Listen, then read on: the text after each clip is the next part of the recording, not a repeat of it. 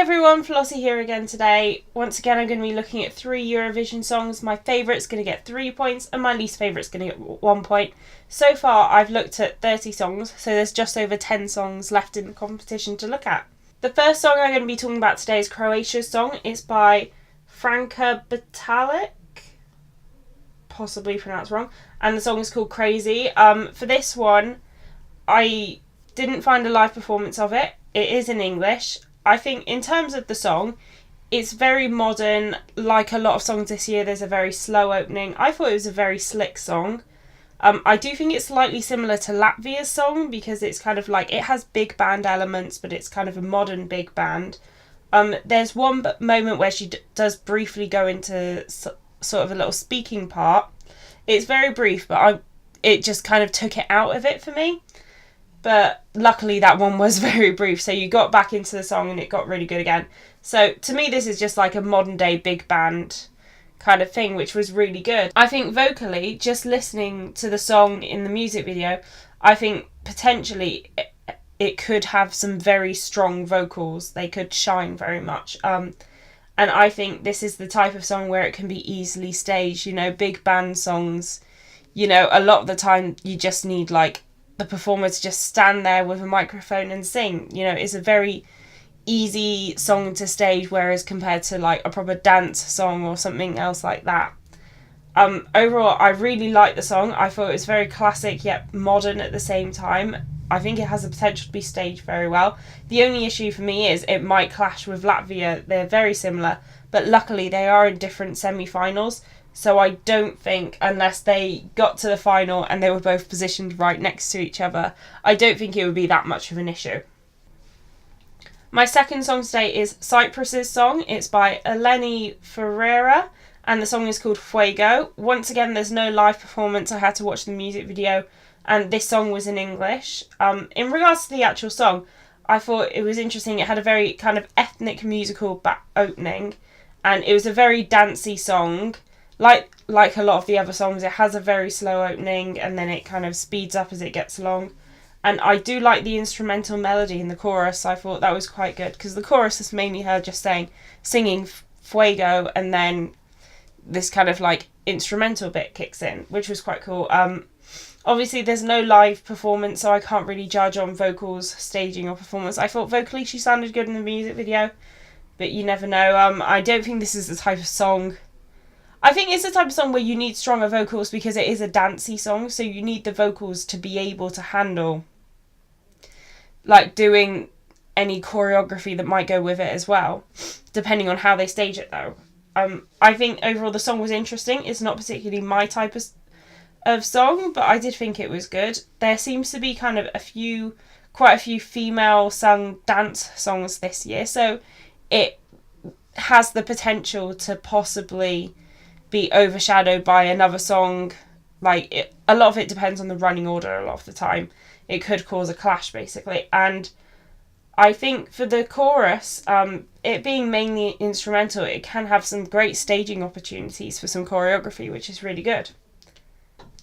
My final song today is Estonia's song. It's by Alina Nechayeva. That's probably pronounced wrong, I'm sorry. And the song is called La Forza. This song is in Italian. I got to watch a live performance for this from the national selection. In regards to the actual song, I think it's very unique this year because it's an operatic entry. There's no other opera songs, as far as I'm aware, in this, unless I've like completely misinterpreted a song. There's no other opera songs this year. I think it has a very grand opening, which does suit the type of song it is.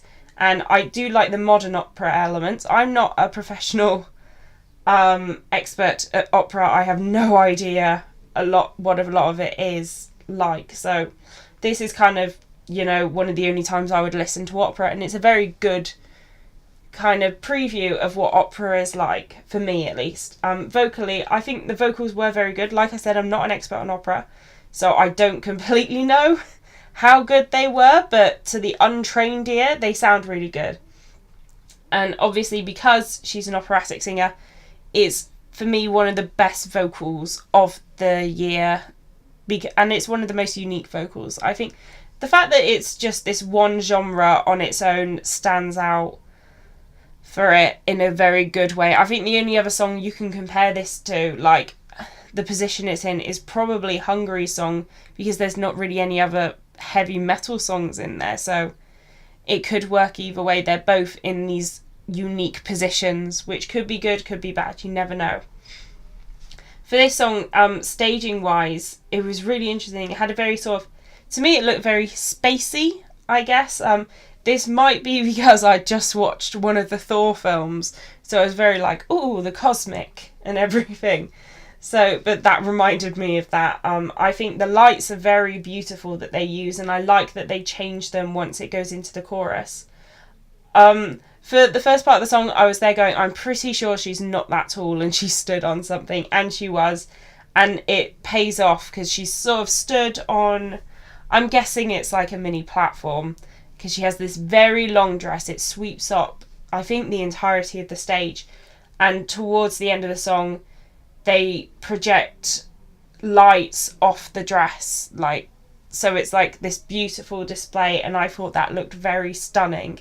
And that could work out well with the potential for no LEDs. You know, all they need is just lights to shine down on the dress, which was really good. Overall, I think it's a very good song. Like I said, I'm not a particular fan of opera, but it was a lot more interesting than opera normally is to me. It felt a lot more modern than a lot of opera pieces can do. To someone not used to opera, I think the only versions you tend to hear are classical pieces that maybe play in the back. They're sort of like played in a film, like something like Pretty Woman, where they go to the opera and they see this classical show, and that's kind of the only exposure someone who's not into opera would get when they see it shown up on a film or a TV show. I do think it's a very unique song, and I think it has the potential to stand out amongst other entries that can really pay off if it's done. Like, if everything goes well, that could be a potential winner just because of that. Like, you look how well Italy did in 2015 for an opera entry, and that was very unique. And then just look at last year, there weren't many songs so stripped back and bare last year, so it was so unique and it stuck out. This has the potential to do something like that. Overall today, I think we had 3 very different entries. My ranking today is going to be, I'm only going to give Cyprus 1 point. I do like the dance break. I just think it suffers from having a lot of other similar entries this year. It will be interesting to see though what the staging is like. My 2 points are going to Estonia. The style of music isn't particularly to my taste. I do think it's nice though, and I think it will stand out. And as she's competed in a national final, we know we can sing live and have a clue what the staging is like. That's one thing the other 2 songs today didn't have. Like, they only had a music video, at least when I looked at it. So you have more of a clue of what you're going to get in the actual competition. That means my 3 points are going to Croatia. I think, to me, it's a great comeback because I thought they were the joke act last year. It was ridiculous, just a bloke singing a duet by himself. You know, this is a fantastic comeback from that.